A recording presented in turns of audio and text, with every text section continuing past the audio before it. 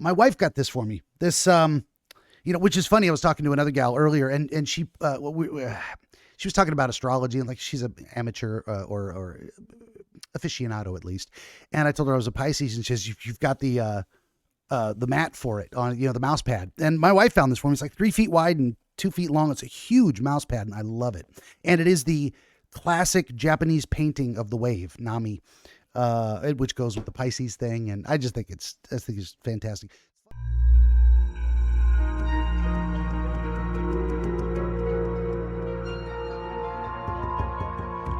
Greetings, friends, and welcome back to another episode of Dreamscapes. Today, our guest is Russell Van Brocklin from upstate New York. He is the New York State-funded dyslexia researcher. You can find him at dyslexiaclasses.com. Link will be in the description below, of course, as the cat rubs all over it. Go ahead, sit on it. Go. Oh, now she won't do it.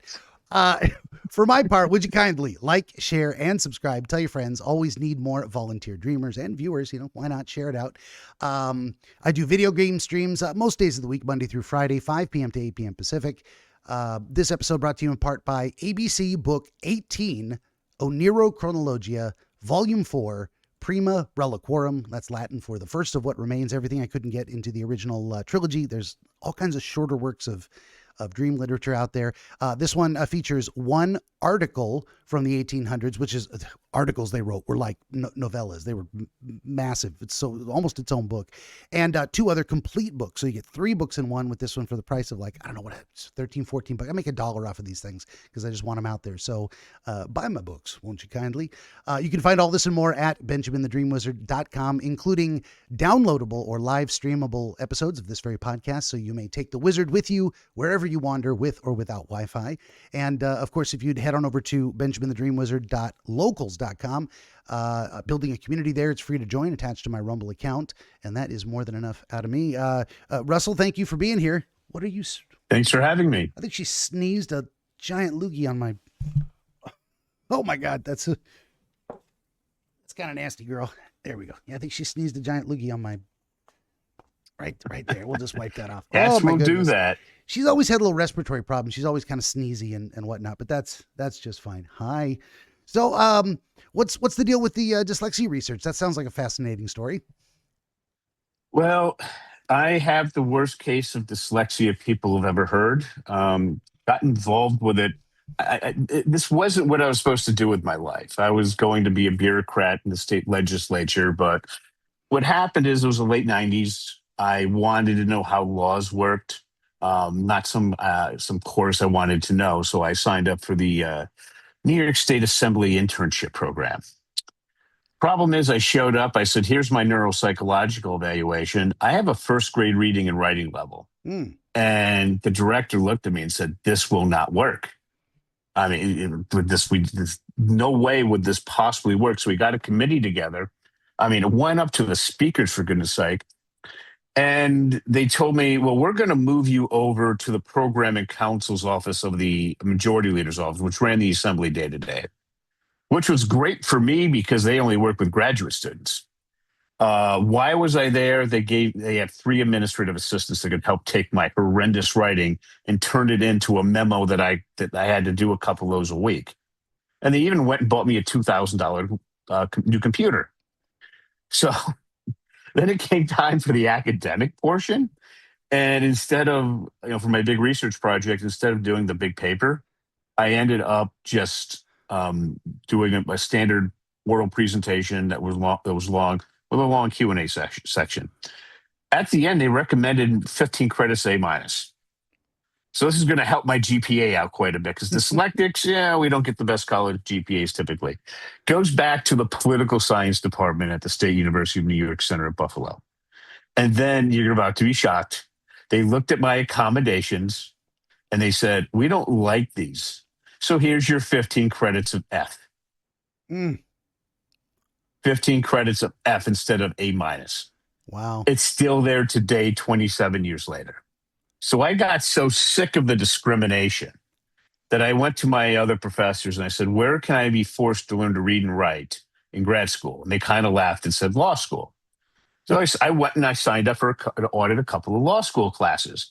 And they're like, well, we really weren't serious about sending a guy who can't read or write to law school. I said, well, I'm going anyway. And people tend to find this part interesting. It's the second day of contracts. I'm there to see Professor Warner, who's a dyslexic law professor for a couple of decades. He calls on me. And when he calls on me, everybody dreads it because what they do in law schools, they use the Socratic method. They'll keep asking you questions that you don't know the answer to, kind of to embarrass you, to make you conform and to get used to the process as quickly as possible. I found out later for dyslexics, that's not how it works. We go to grad school, we own the place day one or soon thereafter. So he called on me, started asking me questions, things for the first time in my life, slowed down, organized. I could see things in a linear manner for the first time ever. So I answered him. And he called back again, and I answered him. And he's like, wait, I'm not putting this kid down. Okay. So he keeps doing this. Nothing's going on. I'm answering him. So then he gets a little snarky. I get a little snarky back. Within about a minute, I'm leaning forward, yelling at him. He's leaning forward, yelling at me. 5 minutes, 10 minutes, 15 minutes. He finally raised his hand. He said, Russell, you couldn't be any more correct. In the interest of time, I got to move on to the next case. Now, the rest of my classmates are like, what the hell? We can't do this. What's going on? I said, well, I'm dyslexic. This is easy. This is nothing. I learned to read within a month. I learned to write within a couple of years. And then I just said, you know what? I want to go and show other dyslexics like me in high school so they don't have to go through this discrimination I went through with the political science department, so they could get through college. I said, okay, let's bring their writing skills. When I talked to the dyslexic professors, they all said they owned grad school day one or soon thereafter. So I was like, okay, let's do grad school. What's the writing thing for grad school? Graduate records exam, analytical writing assessment. So I said, okay, now I'm going to teach dyslexics to do this. So what happened, one class, it took years of prep work and evaluation before New York State Senate funded me for a multi-year study. We took high school juniors and seniors with seventh, eighth grade writing skills, and they're highly intelligent, highly motivated. One class period a day for the school year with their best teacher, Susan Ford. They increased their writing to average of entering graduate school students. Graduate school. So they had the writing skills of a college graduate before they went to college. They all graduated, grade point averages of 2.5 to 3.6. No accommodations. Cost the state less than $900 a kid compared to the best private school, best private college at the time. We were 3x as successful for less than 1% of the cost. Oh, that's pretty amazing. Yeah. I think a lot of, what am I thinking? Well, I got up early today to meet with you. I usually get up at like 10. That was my wake up and my alarms were going off. But I give people this window of time because that can't be too narrow. And then people are like, well, you can only meet at noon. Well, that would be best, but I can't force everyone to do that. Long story short. So trying with my, hey, leave her alone. These cats, let me tell you. I think a lot of people, what I'm trying to say, especially like a bureaucratic or state funded different stuff, like public schools especially, they're kind of averse to learning new ways of doing things. And they love their systems. They love people coming in and doing, what is it, surface level. We've got a new name for the same old stuff we've been doing, and let's hype that up. But like really fundamental changes of like, we're going to try a different method. Check this out. It can be a struggle to kind of get them to open their eyes to it or give it a try in some way. So it's nice that you were able to do, get somebody to listen and then develop solid proof and say, look, I did it. Here's what we got. Have you had success then in getting it implemented, getting it broadened out, getting it put into what do they call them, special education programs or some stuff? Well, the problem with that original program was it was a test case of what to do with the elite students, the super motivated, super intelligence. Problem is with those kids is there are very few of them, like extremely few. That's true. Yeah. So I went and I presented this in 2006 to New York City, and they said, what about normal kids? Will this work? I said, no, absolutely not. So what I did is I was told to go make this work for normal kids. So I went back. This is the top book in my field. It's called Overcoming Dyslexia by Sally Shaywitz from Yale.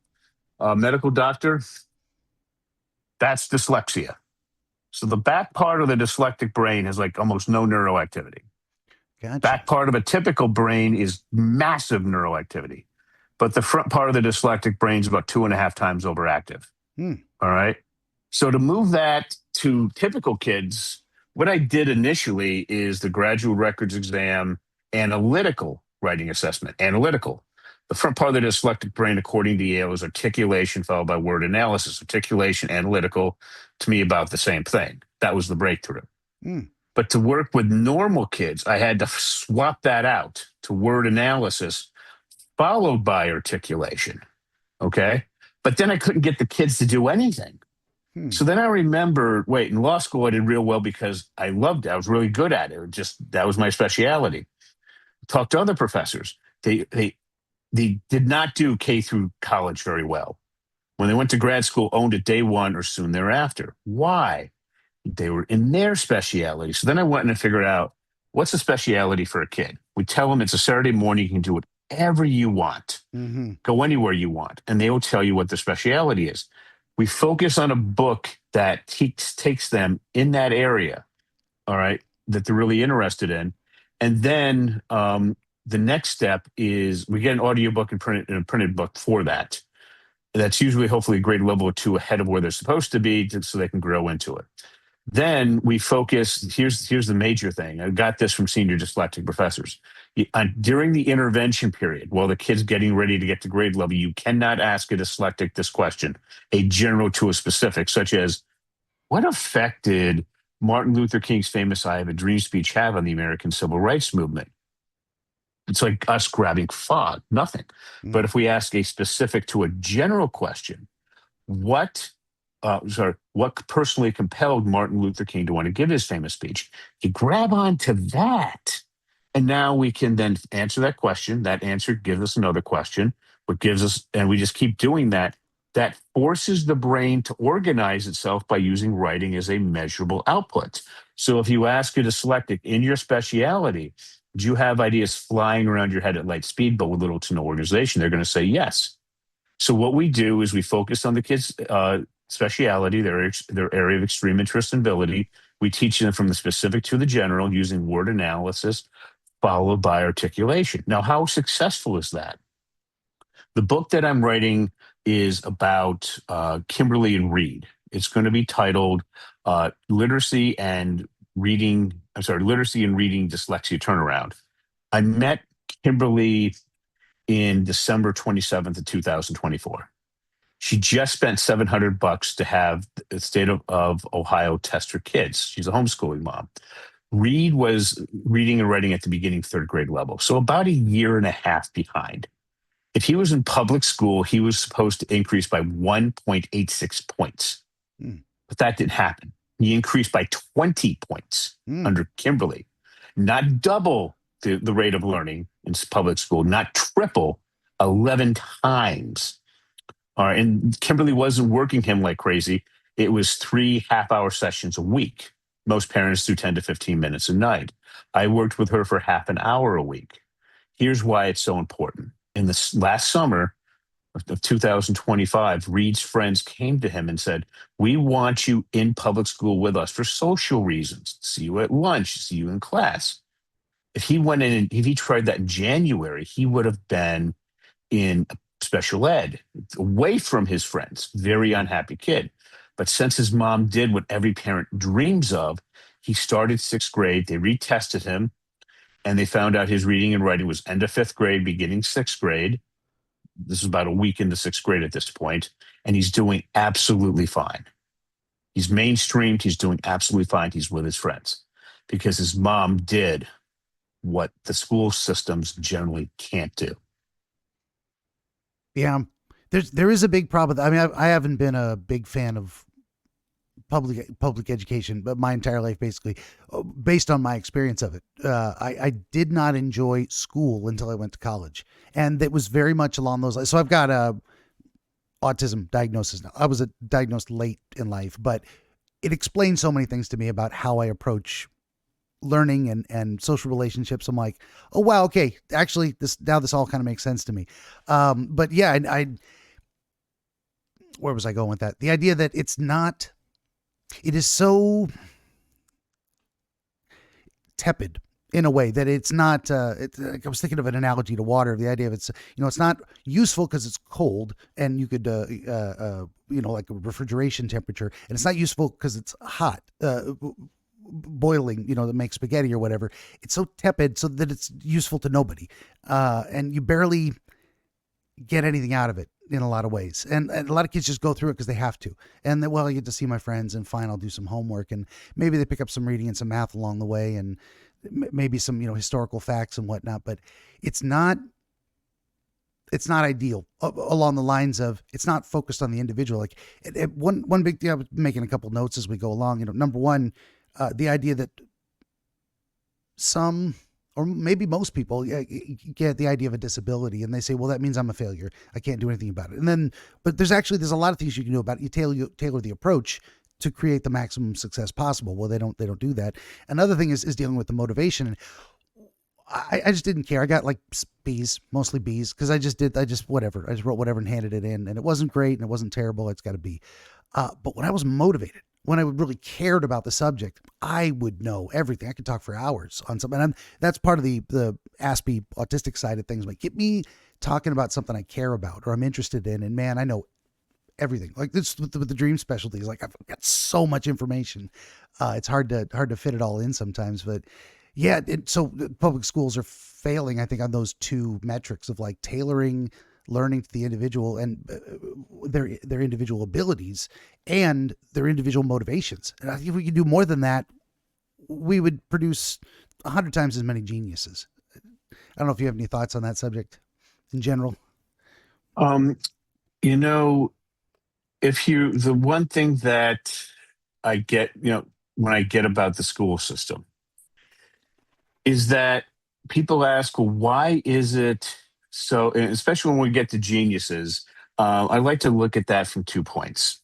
First of all, when you look at, again, I'm just going to go back. I want to focus on the science on this. So again, let me just get back to the brains. Mm-hmm. You see that massive overactivity in the back part of the brain?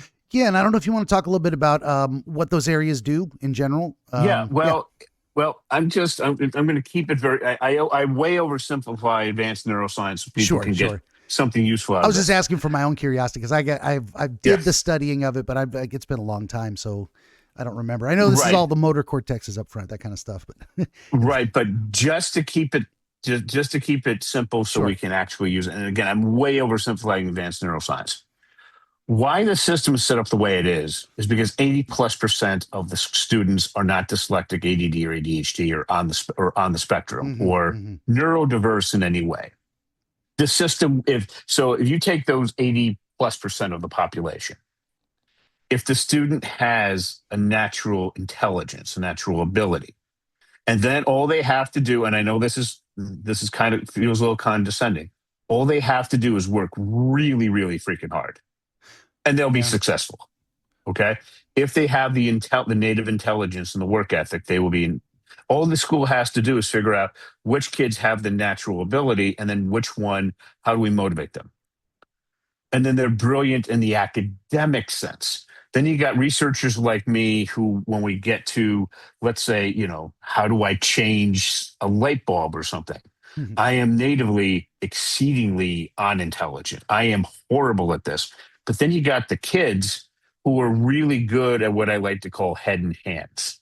Oh, yeah. Okay. And they focus. We get them through a community college, the basic stuff you need for community college, because now electricians, advanced manufacturing requires a 2-year associate's degree. It's applied because things are so advanced now. All right. So we focus on that ability. And as far as dyslexics are concerned, we have to follow on that overactive front part of the brain that we really need to really focus on. The ability to analyze words, the ability to then discuss it intelligently. What I'm really just trying to sum up is our educational system, the way it's designed now, is going to make sure that we're going to have a lot of literate, unemployed people going forward. Because what the shift has been is now that artificial intelligence is able to do the grunt work, people seem to be in the belief that, oh, AI will just go and do it all on its own. No, it won't. Or AI is not going to affect us. It will. What you need to understand about what AI is it's really good at taking care of the intellectual grunt work. Okay. So we have to have people learn how to use AI. And to give you an example of how effective this can be using things created way before artificial intelligence was even really thought of. There's a book that came out in 1995 called The Craft of Research from the University of Chicago. It was because their PhD students didn't know how to write research papers. Hmm. So it's based on context, get everybody on the same page, problem, state a problem statement, and then come up with a solution so advanced that the reader learns something substantial. And if you can't do that, don't bother writing the paper. I drop context to 8 and 9-year-olds. That's what we worked with Read on, was just context.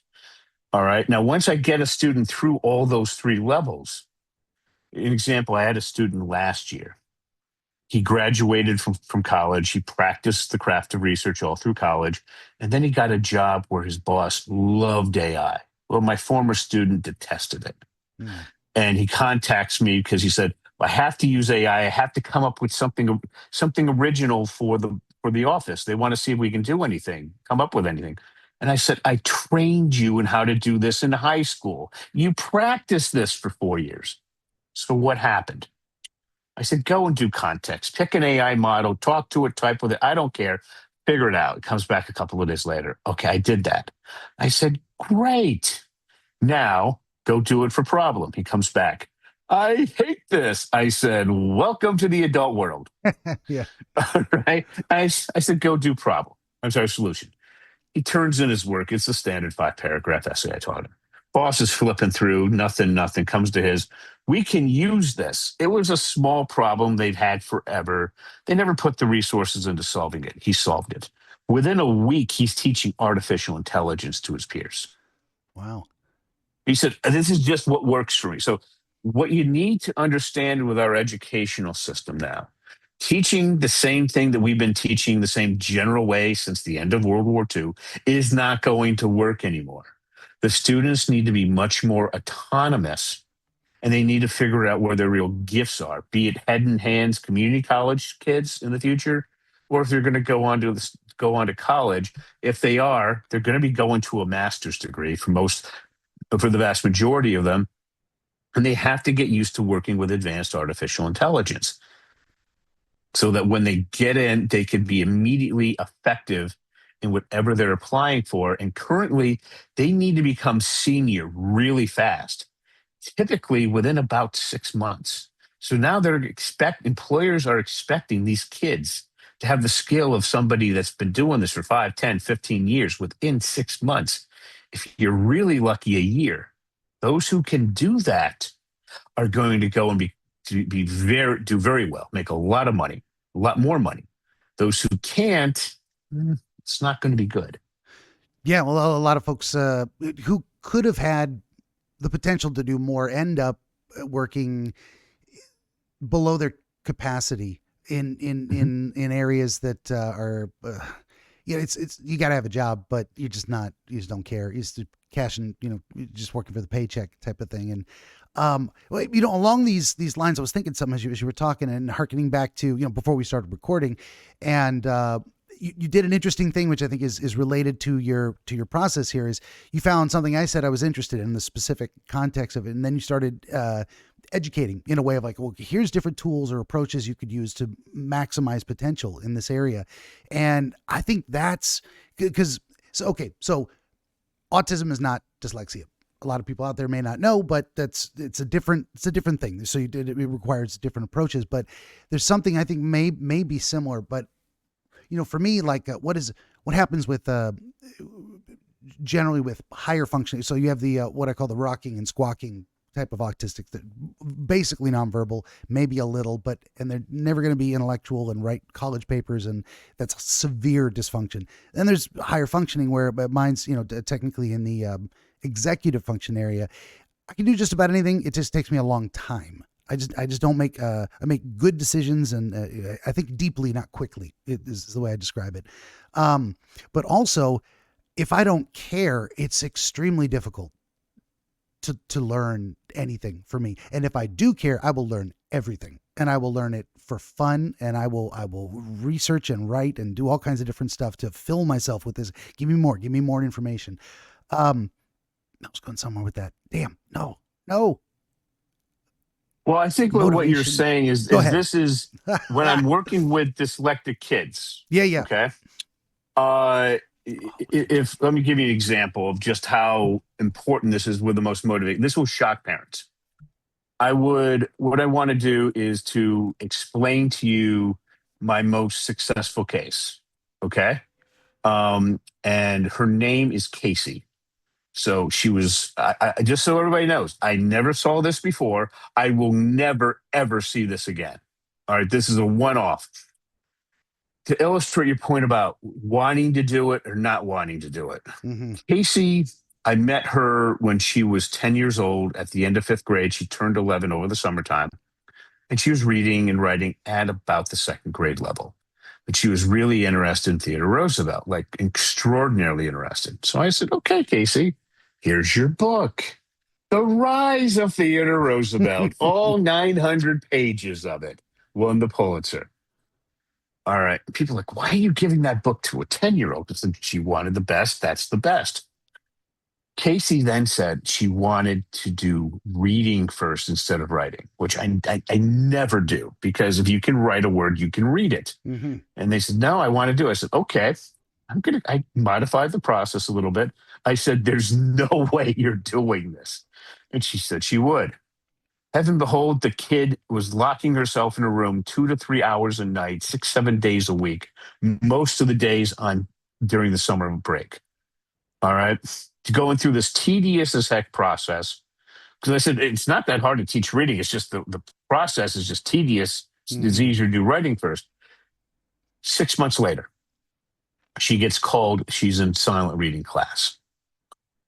The kids come over, pick up her book. They're like, what's that massive book? They're reading Harry Potter, Twilight, or whatever. She's like, that's my book for an outside reading class. None of them could get past the first paragraph.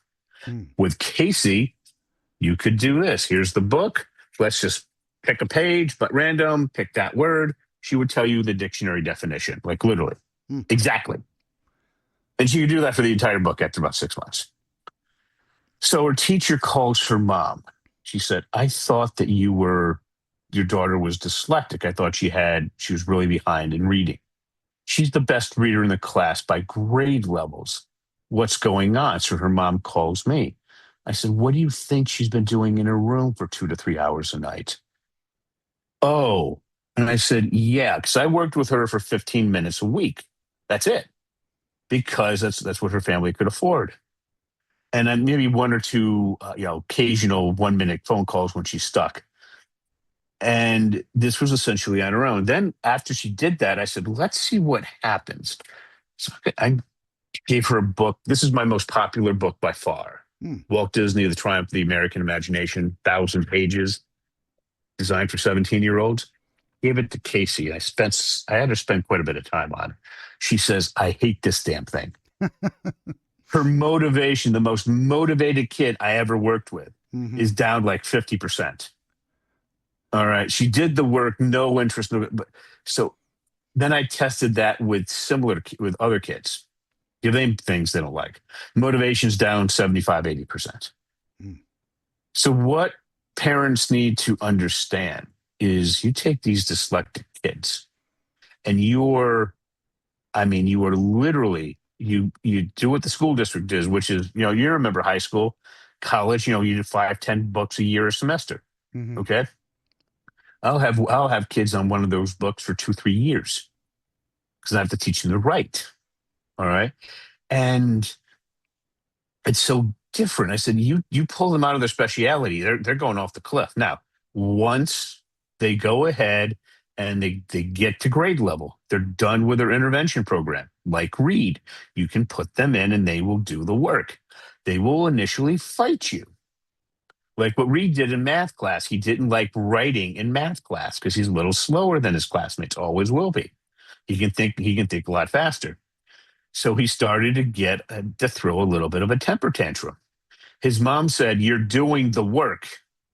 The teacher said, "You're doing the work." He's like, "Oh, okay." Then he does the work. He tested to see if he could get away with it, and he ran into a brick wall. Yeah. All right. And like any well-raised child, that happens all the time. They test boundaries a lot until they realize that it's not worth testing because it's not going to happen. But that gives you an illustration of just if you don't really like it, you're just way down motivationally. And this is for everybody. Hmm. So what we need to do in our educational system is to move to having kids learn what they're really interested in and then have the lessons follow that. And given the level of technology we have today, we can do that. We really can. And I think I finally remembered my connection. It was like, instead of trying to motivate people by threats or promises of future stuff, find what they're interested in is a very big, that was Mhm. my example as well. Is like, and then I remember the connection. I'm going to read this off of here just because I wrote it down exactly. It's like, educate people within their interest. Well, wow. Buy something of novel. Jesus, I can't read my. Okay, so if you told me, Ben, we're going to sit down, we're going to learn a lesson on metallurgy, I'd be like, you're just going to talk to me about metals and the different kinds, and I'm going to be, that's of no interest to me. I don't want to learn metallurgy. I don't want to learn quote unquote science and science class. But if as I was saying for my novel, I conceive in my brain a cyborg, a robot body with a human brain in it, and I need to know the physical capabilities of that thing. And then I go and because I'm motivated, I do the research and I start learning about, here's the melting point of different metals, here's the tensile strength, and when they break, and can they be stretched, can they survive a certain kind of impact, how fast could they run, and all of a sudden I'm getting all this science stuff. And then you get a little further down the road and you start throwing math into it. Okay, if they threw a rock and they can throw it 500 yards, what's the arc? Can they get it over a castle wall and hit a specific target on the inside? And then you're like, well, what's the distance? How many yards? What's the parabola? All this kind of stuff. If you can find something I'm interested in, I will learn everything about it, up to and including beyond math I've ever learned, beyond science I've ever heard of before. And I'll do it all for fun, for free. Because I want to know, and no one told me I had to. And I think if we could do that more in public education, find out what kids are. If you find out a kid is really interested in something, and you're like, hey, this is an opportunity to work a little math in. This is an opportunity to teach a little science within this interest. I think that's a gold mine of educational potential. That was my point. I remembered. I'm very proud of myself. I don't know if is that what you're speaking to? Am I on the right page, or is that tangential? Yeah, you're on the right track because again, what you're interested in is what you're good at. Okay. Mm-hmm. I can't overemphasize that enough. And this works for the gen ed kids as well. I've worked with a lot of brothers and sisters of my clients, and a lot of them were fighting to be valedictorian or were valedictorians. And when it comes time, what happens when I go through my process is they just fly through it at warp speed. And they're like, wow, that was helpful. But then when their younger sibling gets up to the really complicated parts, they're like, wow, they're really creative. Can you show me how to do that? I said, not really. What? I'm the academic superstar. And I'm like, okay, let's go and look at the neuroscience. You see the back part of the brain again? See all that vast neuroscience you have in the back part? They're like, yeah, I got that. I said, that's why I'm so good at school. I said, yeah. Now let's look at the front part of the brain. You see how you got a lot less going on. Your younger sibling has 2.5 times. Yeah. I said, well, that's because they're really good at this part, and I can show them to be amazing. And then I give them a test. This is going to sound really weird. I give them this test. It's on post-war Japanese history. People are like, what's going on? Are you smoking something that used to be illegal? I said, no. When I was studying in Japan, I took post-war Japanese history because I was interested. The professor they had there was going into maternity leave. So they found a PhD student who taught all the courses for the editor of this from Harvard. And they corralled her into teaching the class. So we go through the first essay. It's on Professor Dower on post-war Japanese history. Why am I spending so much time on this? Because Professor Dower won the Pulitzer, won the National Book Award. I thought that writing, that 30 pages, was the easiest thing I ever read in my life. It was so simple because he would say more in a paragraph than literally people did in books. Mm. But none of my classmates could get past the first paragraph. I'm like, what the heck? I'm the dyslexic one. All right. It turned them dyslexic. So then I said, okay, when I started presenting at major conferences, I said, yeah, what the hell? I went down in a room full of reading specialists. So I said, okay, here it is. Over half of them couldn't get past the first paragraph. The other half thought it was a joke. It was so easy to read. And what I found out with that is I said, there's a thing called full brains and half brains. I'm dyslexic. I'm a half a brain. I'm in front. Other people are half brains. They're in back. The people that can do both, that can read this advanced material, can think deeply like a dyslexic, and then they can go ahead and read and write like AP English kids. In other words, your typical university professor. And I said, and they couldn't understand why the other people couldn't read it, because Professor Dower said, you should be able to read this from 10th grade to second year in college. If you're a college graduate, you can't read that. Go back to your university, get a refund, and have your diploma taken away. Because he said, I don't know what you were doing there for 4 years, but you weren't getting an education. Mm-hmm. He was ticked. All right. And I would give that an example to like accountants, consultants. And I said, if they can read that and understand it, hire them. If they can't, don't. And one company said, we actually tried that out. The ones that could read it and did well, they're phenomenal employees. The ones that couldn't, we had to let them go within 6 months. 100% accuracy rating. He's like, I can't believe this. We're using post-war Japanese history as a screening tool. Yep, definitely. Well, that touches on another subject that I am frustrated with about the education. So, it's, I don't want to say I'm special or better than anyone. I don't think that I am. And I definitely have the ASPE, disability side of things, as far as like limiting the way I can engage with the world. And, like I said, thinking deeply, but not quickly. Well, I was so sick of high school. I had basically stopped going, or I would just sleep in class. I just couldn't be bothered to care. Just all of this was such a waste of time. And so I challenged it.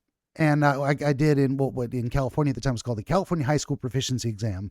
And it's just like, here's the final test that's equivalent to a diploma or a GED or whatever. Mm-hmm. And if you can pass this, you can leave. You don't have to come to class anymore. I'm like, sign me up. Went and took the test at 16 years old. And I'm like, I'm out of here. I knew I didn't need it. I knew I was wasting my time there. That sounds very grandiose and whatnot. But then I got to college, and as I was saying, I was more excited. I finally get to study my specialty. Well, two problems presented themselves. One of them was, why am I in English classes again? Why am I in math classes again? Mm-hmm. Didn't I learn everything I need to know? Now, that's different than probability and statistics and whatnot, but like that's a specialty for science, for the science of psychology, so yeah, they didn't teach that in high school, but English classes and what, I'm like, so I think there's a lot of filler in college that is unnecessary, because you should have learned that by now. And it was not optional in a way. You had to take a certain number of these kind of classes. It was mandatory. It's general ed, but general ed should have been out of the way. I should be in my specialty. And not only that, they ran out of psychology classes. I took them all, literally. I went to my counselor, student counselor there at the time, and I said, hey, I'm having a problem here. I can't find any new psychology classes. And they're like, that can't be right. That's not possible. And she went and looked, just like, you literally took them all. I'm like, well, that's what I'm here for. It should be 100% psychology classes all day, every day for 4 solid years. It's not. It's like 2 years of general ed again. And they're like, well, we want to create well-rounded. Why don't you take some other? So I took a golf class, took a pottery class. I took a appreciation of art. It's all filler to give them more money. I'm like, I think that's what's happened to the education system too, especially, so we've not properly educated kids up to 12th grade. And then by the time you get to college, they're trying to fix the remedial stuff that they didn't teach them. and that just pads that out further. And then on top of that, we've had that, degree inflation problem of like, okay, Oh you yeah. used to be able to get a decent job with just a high school degree. Well, not, and then after a while, well, you need a bachelor's, and then after a while, you need a master's, and after a while, now you need a PhD. No.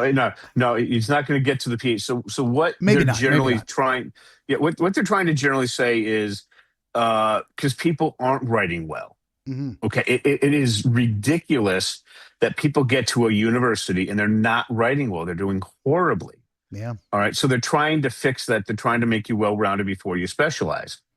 But even when you think it, they get, they're an AP English kid in high school. They get a 4.0 in their English classes in college. When I was auditing law classes, now we're doing legal research and writing. So when I was studying at the SUNY Center at Buffalo's law school, I was able to go and take their best writing professor.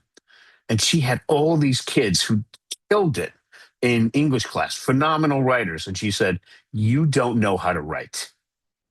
And they learned to write with her after they've done really well in college. So what's happening is it's always the optimum degree for serious intellectual work has always been a master's degree for decades. Why? I want you to think about a teacher. So you got an undergrad degree in education. So what? So you wrote a senior thesis. So what? When you take the master's degree, you're in there with much more serious people because it's much harder to get into. And they are training you to literally master that craft. So think of what a teacher does. She starts off with 20, 30, 35 kids. And at the end of the year, they have to get to a certain skill level. And they all can't do it really well for some reason. They have to find out what that some reason is, and they get the vast majority of them through. They learn that in graduate school. The other reason why the master's is usually the terminal degree is because when you get to a PhD, you are the world expert in that really narrowly focused area, which is not really employable for most people. All right. So you're a history PhD in some arcane spot of one part of the battle of the Civil War. Mm-hmm.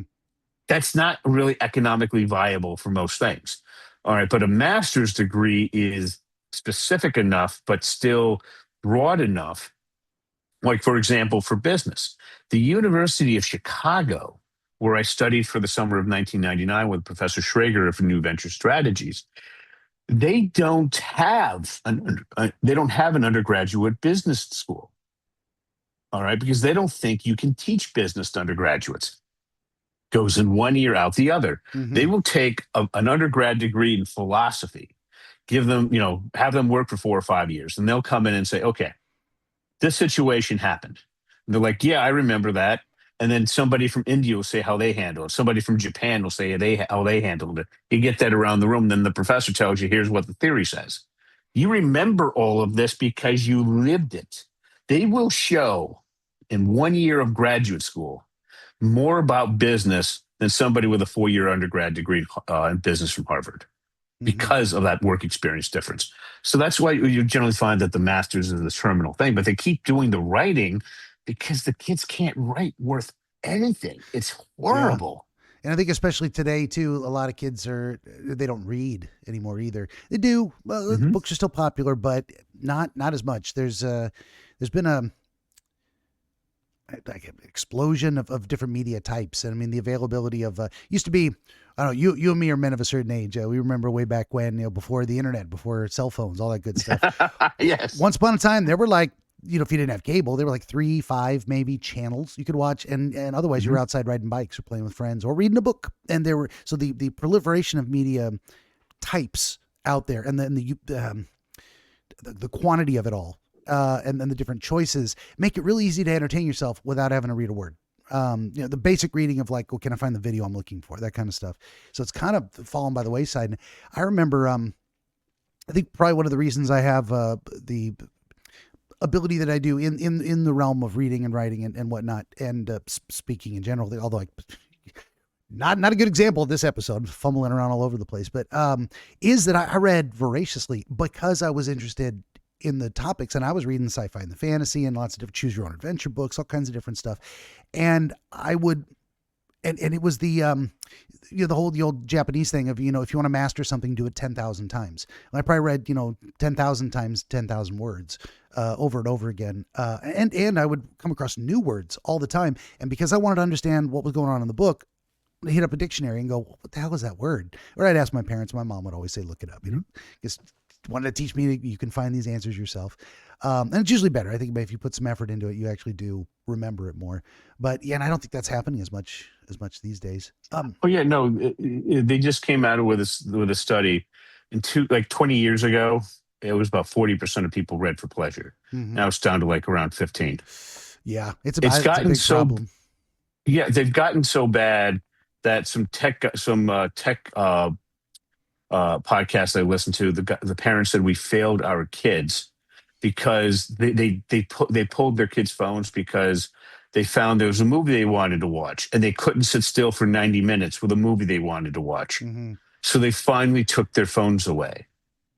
And their kids said after 6 months of howling at the moon that being teased because they don't have their iPhones anymore. They gave them these old, like the phones we had back in the late 90s. Oh yeah. They said, yeah, I'm still horrifically addicted to it, but it really was doing me harm. They said at least don't give your kids phones until 16, preferably 18. Yeah. I think the longer you can delay it until it becomes a necessity of some kind, which there's always the question: is it ever a necessity? But I do like. I do think it's useful tools is what it is. It's like if I have a question, I can answer it immediately. I can look it up somewhere. So just having the world's information. Now, the flip side to that is, do I use it for that the majority of the time? No, not even close. But it's there, and I do, and I actually do. I need to.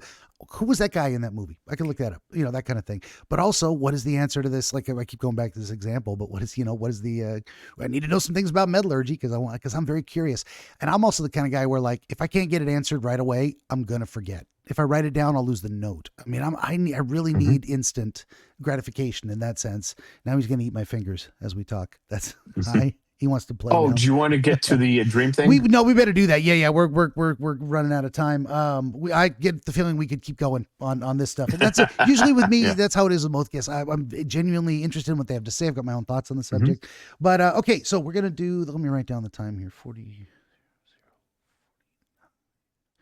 Okay, so as per my usual process, number one, I'm going to shut up and listen. Our friend Russell's going to tell us his dream, and then we're going to try and figure out what it means together. So I am ready when you are. Benjamin the Dream Wizard wants to help you pierce the veil of night and shine the light of understanding upon the mystery of dreams. Every episode of his Dreamscapes program features real dreamers gifted with rare insight into their nocturnal visions. New Dreamscapes episodes appear every week on YouTube, Rumble, Odyssey, and other video hosting platforms, as well as free audiobooks exploring the psychological principles which inform our dream experience, and much, much more. To join the wizard as a guest, reach out across more than a dozen social media platforms and through the contact page at benjaminthedreamwizard.com, where you will also find the wizard's growing catalog of historical dream literature available on Amazon, documenting the wisdom and wonder of exploration into the world of dreams over the past 2,000 years. That's Benjamin the Dream Wizard on YouTube and at benjaminthedreamwizard.com.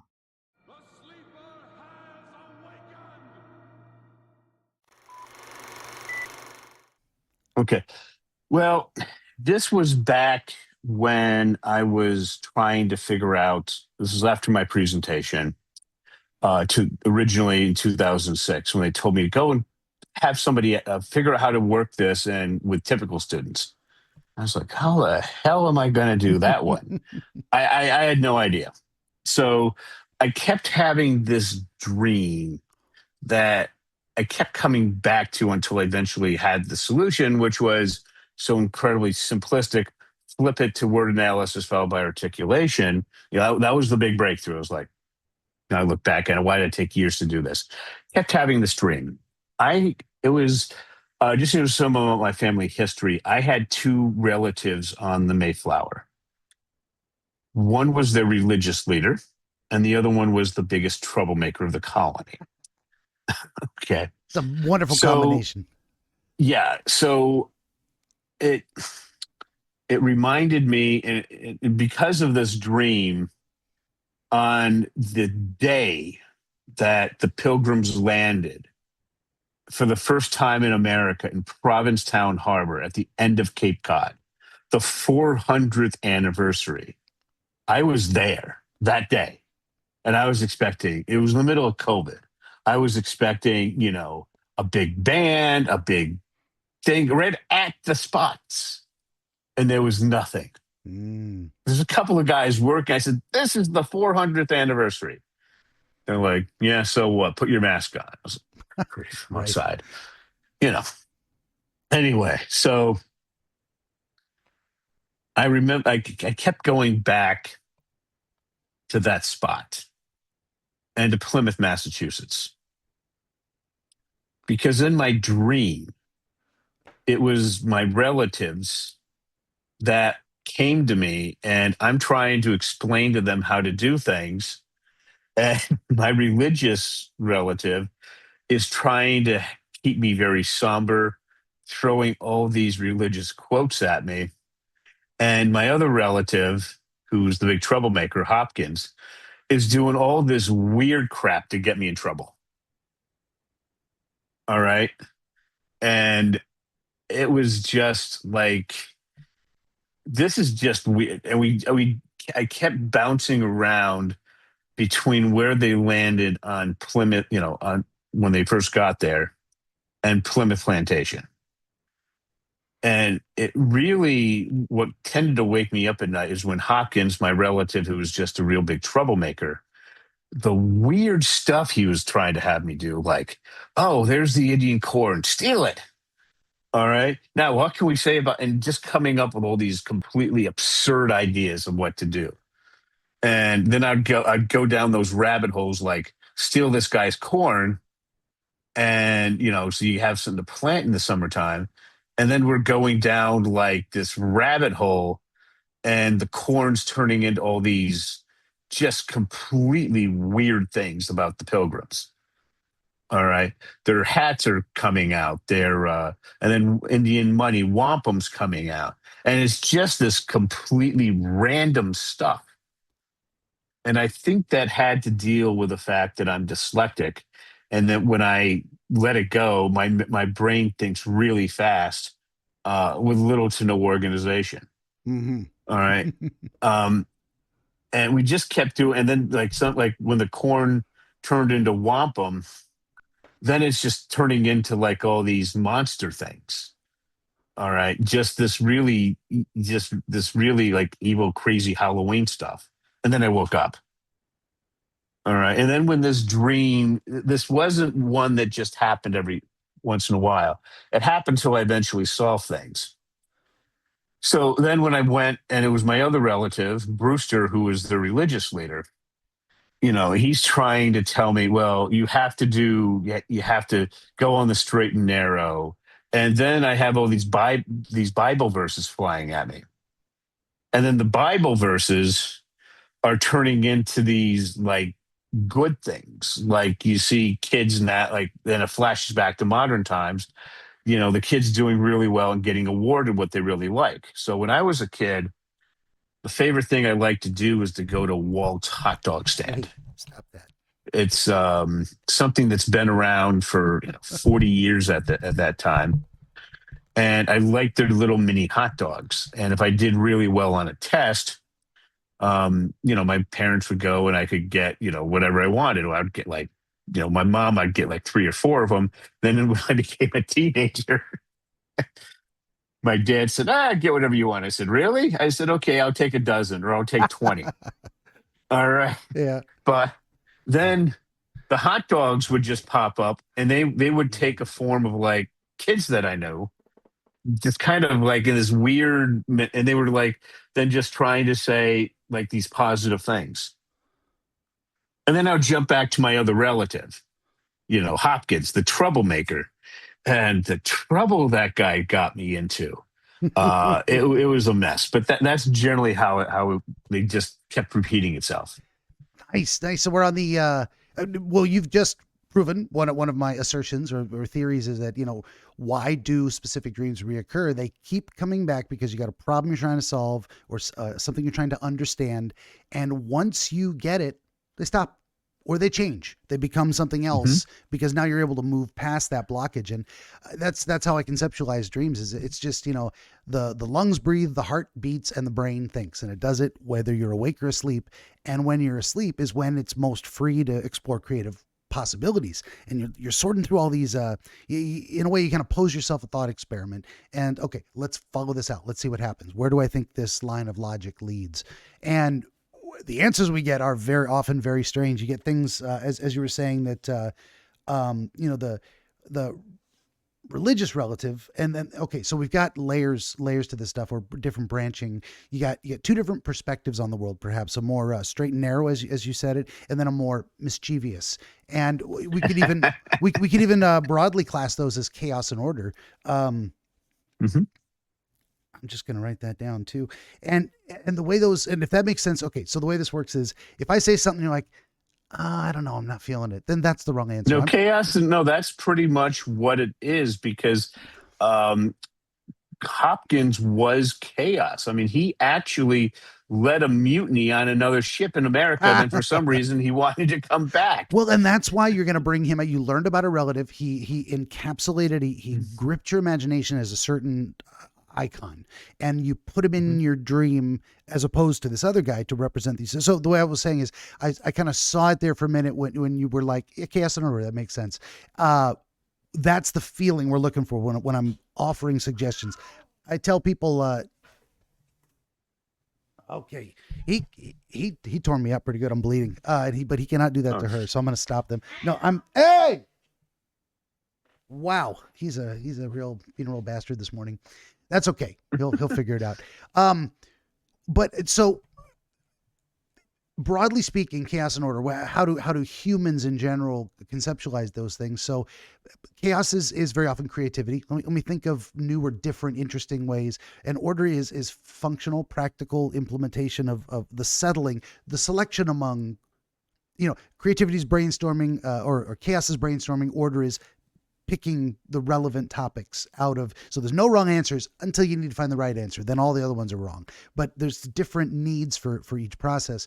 And that's, like I said, broadly speaking. So you've got, and you're assigning different qualities to each of these people, or you've picked them because of the qualities. Now you're showing yourself the fruits of what they do. So if you're stealing the Indian corn, there's the mischievous thing, but it's also a leaning into the idea of what is it?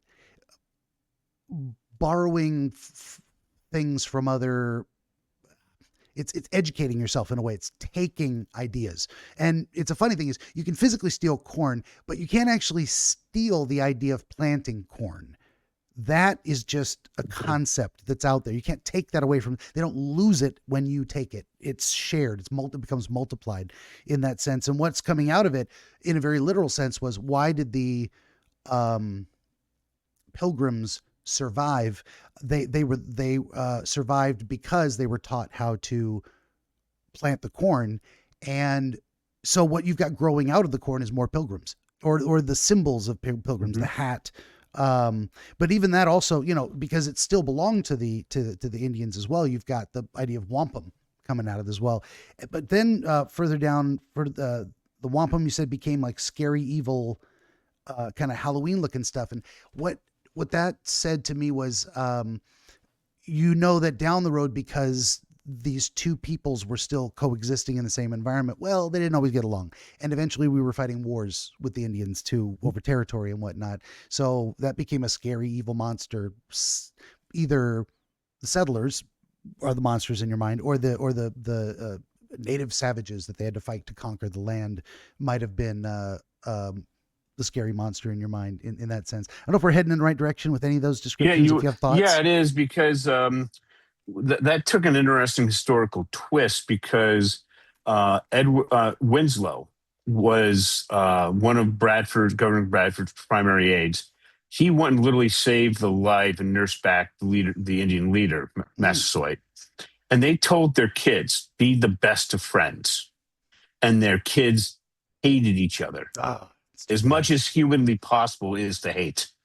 And that led to what was called King Philip's War, which devastated this country. And there was a greater loss of life as percentage of the population than the Civil War. Okay. And I think part of the horrific things that I saw with the monsters were really the horrific things that happened from that war, which was entirely preventable and was basically because the descendants of the pilgrims, the pilgrims went to Plymouth to have have a town on a brook where they could work on the religion and focus on the next life. But their children said, wow, back then land was wealth. And they had all this land. They were property, which could almost never happen in England. And they pushed the Indians to the point where they had no land left, and the war was inevitable. Didn't have to be that way. Yeah, no, that is a shame too. And then so you're bringing this history, this knowledge of history into the dream with you to explain things through these symbols. Then you've got the religious order representing side of thing, and he's it can be rigid, but the way bones are rigid, like muscles have to have something to pull against or you can't walk. I like the analogy of a human body as a perfect blending of order and chaos. We need both the rigidity of bones and the flexibility of muscles and joints and stuff, and to create the function that we have, where we are a walking yin yang in our physically. I love that type of stuff. So on his side, he's a little more straight and narrow. And you said he was like giving you Bible quotes and that those quotes were turning into things. Did I write that down right, or was it something else? Yeah, the Bible quote. Brewster was their religious leader. He was an elder of the church, not an ordained minister, and he would run Sunday school and church for them, which was incredibly important. They just didn't go to church once; they went a couple times a day. All right. And the Bible, they turned into just about everything, but it was positive. Okay. They would turn into various forms of, some students, like I taught in my original program, they would come up and say, yes, this worked for me, but what about these other kids where just nothing was working? All right. And I would start getting ideas on what to try. And, nothing worked. I would wake up so many times and say, oh, here's an idea. I kept trying, but his stuff was too much on the straight and narrow. There wasn't much creativity there. Now with Hopkins, wow, I would get into so much trouble, try all this weird stuff. But that's where I eventually came with the flip, was through his side of things. If that makes any sense. No, absolutely. And it could very well be, because you're trying to balance these two opposites. Well, let me do this too, because I wrote this down. So the flip was putting something before the other, and you've said it several times, and I just have never written it down. There's so what I did was the final solution was the front part of the brain is 2.5 times overactive, and that's articulation followed by word analysis. The big solution was flipping that to word analysis followed by articulation. Then I start seeing a lot more success. Okay. Then I could get typical kids to do the work. So eventually I figured that out in a dream with Hopkins. All right. And we're just doing all this completely off the wall, crazy stuff. I mean, completely insane. Since this dream, and you already kind of gave it away, but that's fantastic. So I'm looking at it retroactively through that lens a little bit of trying to fit in, what was it about going through this process and conceptualizing it this way in terms of a historical period you found naturally interesting and related to your family and whatnot. So probably we know the problem is being conceptualized this way, but I'm trying to assign parts, and I don't know that either one of them necessarily represents. unless it does to you. Do you feel like one person represents articulation and the other one word analysis? No, Or I think is that it's a much more secondary? simpler than that. I Yeah. think that Brewster, the minister guy, well, church elder who Yeah. played minister, he represented good and order. Mm-hmm. Okay. Hopkins, the exact opposite, mischief and chaos. All right. Okay. And what I found that as a dyslexic is when you need to connect, when you need to make a connection, you got to let things just fly. Mm-hmm. Okay. Like to give you an example with Reed. Oh, yeah, he's writing basic body paragraphs and everything. And who cares? It's fifth grade, sixth grade stuff. But then I had to figure out, how do I do problem? How do I go ahead and bring this up to a whole new level? And I'm playing around with ChatGPT 5 Pro on this. And then I just, let my mind go. And I was like, oh, wait a second.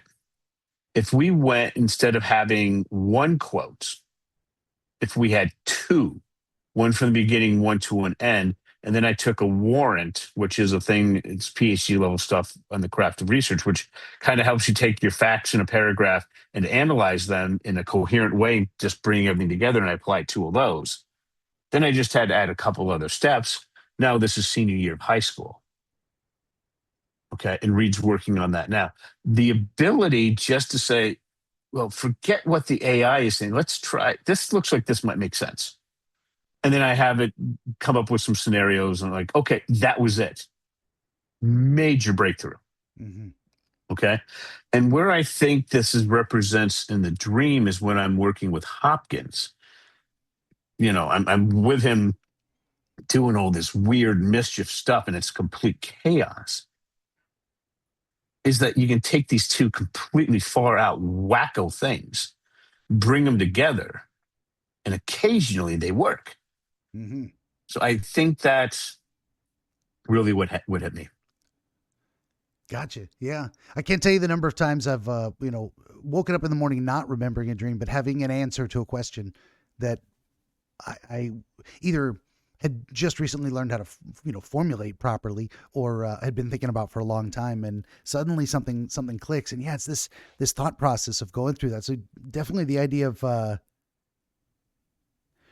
don't know, my brainstorming keeps popping into my head. It's like, what you need to do is you're trying to figure out an answer and it doesn't exist yet because you haven't thought of it, you haven't formulated it. So you got to throw a bunch of different combinations of things together and see what you get out of it and see what makes sense working together. And then, well, like I was saying with this other guy, Brewster fella, the identification of the answer, what clicks is probably in the realm of being represented by him, of like, and this depends on how you conceptualize the Bible too. Is like a lot of folks think of it, and I think it's true broadly, even if I'm not a Christian. But the idea that it represents things that have been solutions that have been time tested in a way. Like here's okay. As long as you agree, then that would inform your dream, even if you're wrong. It's one of those things like if you get told an inaccurate historical fact and it shows up in your dream, it's true as far as you know. So, and it doesn't really matter if it actually ever happened or whatnot. But so you've got, and in the dream, you're spending time with both people. You're not shunning one for the, I pushed away the religious guy, but so there's definitely something you need to learn from both of them. You need the creative process and the practical answer selection implementation side. You actually need to learn from both of those, broadly speaking, sources. So what was interesting too is that you were talking about like, and I caught most of it, but my notes are just those like what you were getting was the Bible quotes turned into hot dogs, and then the hot dogs turned into kids. Yes, well, kind of like a not just a kid, but a hot dog that was like the kid. They were kind of like an amalgamation of the two. Okay, so you got a blending Right. of like a hot dog child creature or Yes. okay. Yeah. And they're kind of representing different parts of this. So when I was going with Brewster, they were always very positive, Hmm. but also very stoic, very limited, like kind of like stay on the appropriate path. Hmm. When I was doing things with Brewster, they would just go completely crazy. And they tended to get quite negative. Like a lot of times they would like the dark places that we would end up, which would wake me up. I think that really did have to deal with the conflict. Mm. Like for example, I remember reading about it. There was this kid. I mean, the Native Americans were going and like maybe burning houses, maybe killing livestock, but they didn't hurt a settler yet. Hmm. But then to protect their property, this 11-year-old kid, and I think it's about 11, he went and he shot an Indian and passed away. And then after that, they started attacking. He's like, well, they're just Indians. They're just Native Americans. So what? Well, the next couple of days, he and his father were both dead. Oh yeah. Okay. And that kind of horror just kind of turned into nasty, kind of like creature sort of things. And that's when I would wake up. Yeah. Definitely. So what we've done is a little different than my, I'm gonna say normal process. Although I've been trying to broaden that horizon as well a little bit too, and I just kind of go with it. Okay, well this is what we got. So what I typically do with this kind of thing is if we're going to talk about a recurring dream, I'll focus on one dream and we'll try to analyze that one pretty well. But you did what most people do, and I said, okay, let's go with that. Let's see what happens. What most people do is they'll tell you, here's what was similar across all the different dreams, and then throw in, here's this dream was different, and this dream had that or the other. So I said, okay, let's go with that. Let's start looking at what are those recurring elements. Usually I do it, if we're talking about flipping things around, I usually do it the other way around. Let's try and identify elements from one dream, and then we'll look for a pattern across both of them. And the reason I did that with you specifically is because you kind of identified, well, here, I think I know what this dream was for. And a lot of the folks come to me with recurring dreams, they haven't figured it out yet. They're still experiencing them. So to have someone then talk about their dream and say, here's what this series of recurring dreams allowed me to discover. And as given by proof, when I had the answer, they stopped because I didn't need them anymore. Now we can actually retroactively or go back and say, okay, well, how did that lead to that conclusion? So that's, okay, all of that to just settle in my mind of like, this is what I'm looking for out of this is how did having those images presented in that way give you the answer you were looking for? And I mean, just I don't know, tangentially, but it popped back into my head the idea of having this blending of hot dog kids come out of Bible quotes. That is, when you talk about weird, that's like, yeah, okay, well, what does that mean? And now the hot dog thing, you were explaining that's something from your childhood specifically. So they could have just stayed hot dogs. It could have just been the Bible quotes turned into a positive experience from your childhood, but it was also children and not just creatures. You didn't just say creatures, they're young creatures or children. And I mean, that generally might suggest, well, they have, blended human qualities, but also the potential to grow. Like they haven't reached full maturity. They're almost like new ideas that are just beginning to grow in some ways. I don't know if you have any specific thoughts about that imagery of the hot dog child amalgamation. Well, yeah, because I think what happened is it kept bringing me back for when I did really well in school or something. Mm, I could go and get my favorite mini hot dog, and these weren't full hot that's dogs; right. these were mini ones. And I just again remember, I just knew when I went with my mother wasn't going to buy that many. But when I went with my father, I remember one time I did something really well in school. He said, "Okay, go ahead." Now remember, these things were like 39 cents back Mm. then. And he's like, "How many do you want?" I said, 20. And my father just looked at me and goes, "I opened myself up for it." I said, "Yeah, Dad, but you notice that I'm not pulling this stuff like there was another restaurant that I really like going to. It was very expensive, and I would Mm. order the cheapest thing on the menu." My father's like, "Hey, do you want some of this other stuff?" I said, "Yeah, but I can't ask you to spend, $30, when this was back when McDonald's was, $2.99 for a Big Mac extra value meal." Mm-hmm. Right now it's like 12, $13. Oh, So it's you triple unbelievable. that. Yeah. Yeah, got quadruple that. So it's like, like yeah, I'm dead. I'm not going to have you spend like currently $150 on me. That's ridiculous. Mm-hmm. All right. So it was just, that was a very positive experience. So I think what was happening is when they turned into these like mini hot dog things, it kind of just kept me on that same very positive way. But what I found out is I just really couldn't create much out of the positive stuff. I just couldn't do it.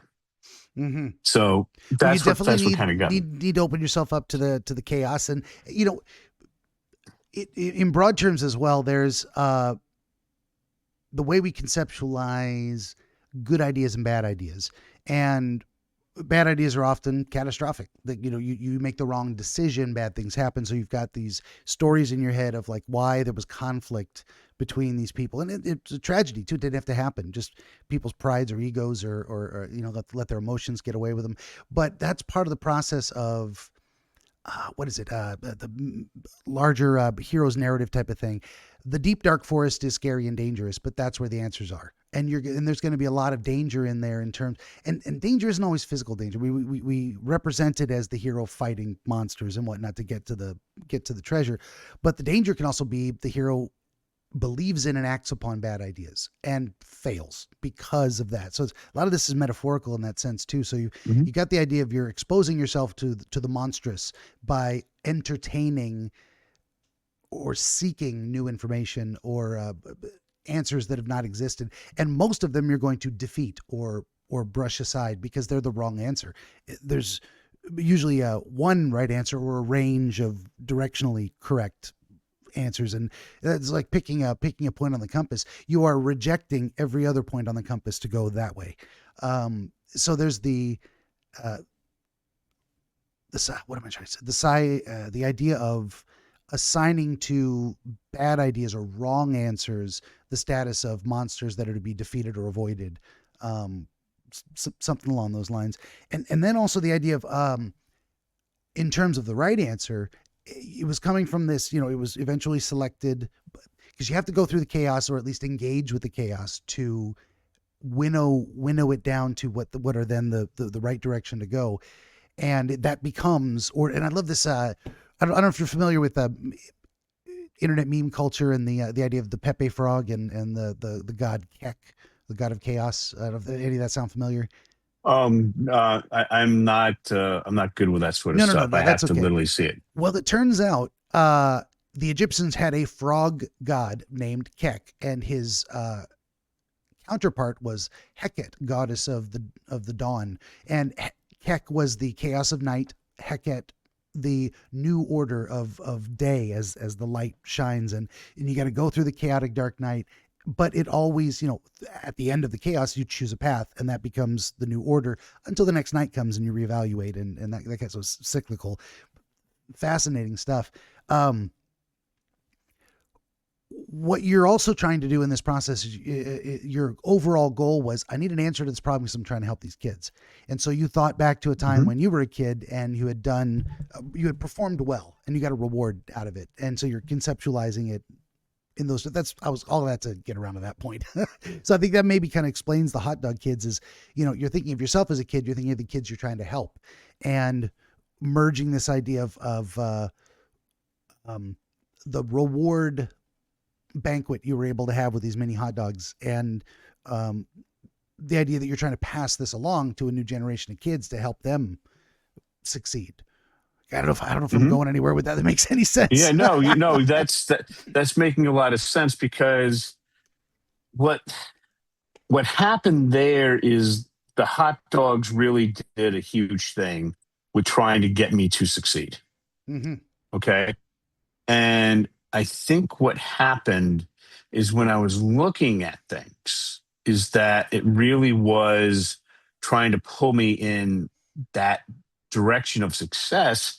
It just never produced anything that I could use. And that was the frustrating part, because I would stay in that part of the dream like on and off the entire night. And I'd wake up well rested, but I didn't have anything to show for it. But when I'm dealing with the crazy Hopkins guy, and I was dealing with some really weird stuff that, when it got to those monsters things, it would wake me up. like almost every time when I drifted in that direction. But I started getting good ideas I could actually use. That makes any sort of sense. No, it very much does. And it opens us up to the danger of wrong answers. And so that is probably the scariest thing to someone who's looking for the right answer is, what if I choose a monster and bring it out into the world with me, and teach it to these kids and it's completely wrong. It's probably the worst thing for someone who hopes to be a useful educator of a kind is spreading misinformation in a way, spreading wrong answers. So no wonder it would be represented as monstrous things. And there may be certain elements to it where your conception, you're having the conclusion in your dream of here's a monster appears because you've allowed yourself to consider brainstorming style a bad idea just to get to the idea of, okay, is this a monster? That one's a monster. That one's a failure. That one's not the correct answer. And it actually became a little so scary that it woke you up, but good. Because sometimes you got to go through a whole lot of bad ideas to get to the right answer. And I think this is, well, over what period of time did you have this series of dreams? It was years. Okay. It took me literally years to kind of just get past this. And then I finally woke up one day and it just came to me. It said, just flip it. Word analysis followed by articulation. And, that was it. I mean, and then I pretty much stopped. I haven't had the dream since. Do you remember any, how do I describe it? I guess you just say any imagery or experience from the dream the night before that now in retrospect, it looks like it might've been related to that discovery. Was the last dream with the Brewster religious character and he? Oh, no. Yeah. It was with my chaotic, gotcha. My chaotic, crazy, Hopkins guy. And then the word that just kept flipping in my head was switch. So I switched it and it worked just great. There you go. Yeah. You might've been on the cusp of that eureka moment, all the way along. And it just took that dream to find the right terminology, the switch places, turn it around, flip it. Yeah. Oh, that's great. I love that too. Well, I don't know if you have more questions about it. I think I might have given all the commentary I can on the experience. It's no, I think that just about covers it. Yeah, that's good. Well, hopefully I was able to bring a little bit of a new perspective to it and give a little more explanation of why it may have been useful to you. Mm-hmm. Yeah, I would say that. I think that's pretty good.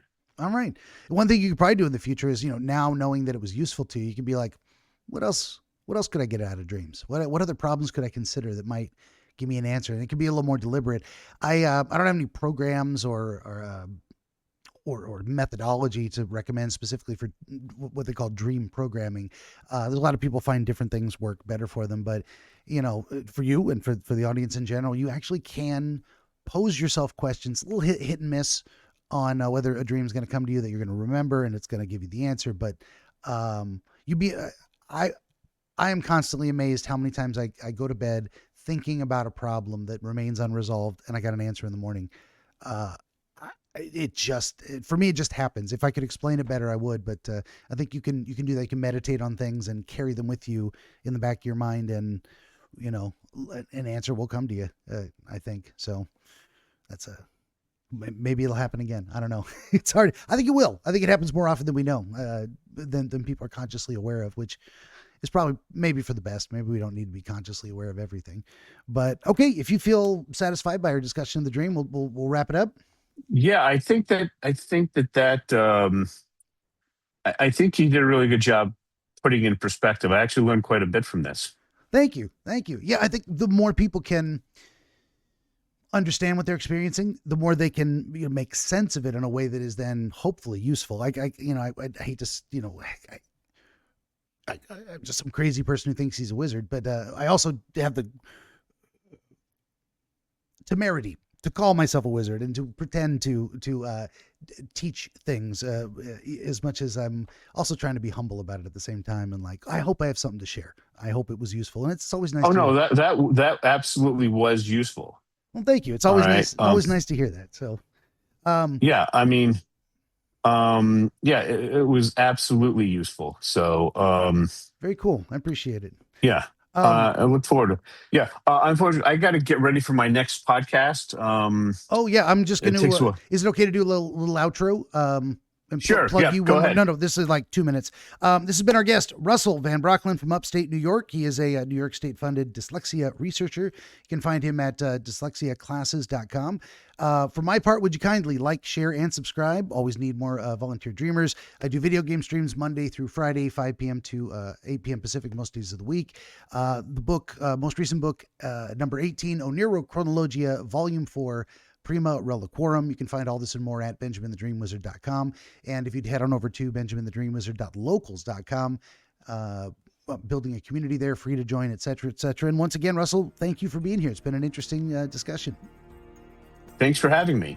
Absolutely. And everybody out there, thank you for listening. We'll see you next time.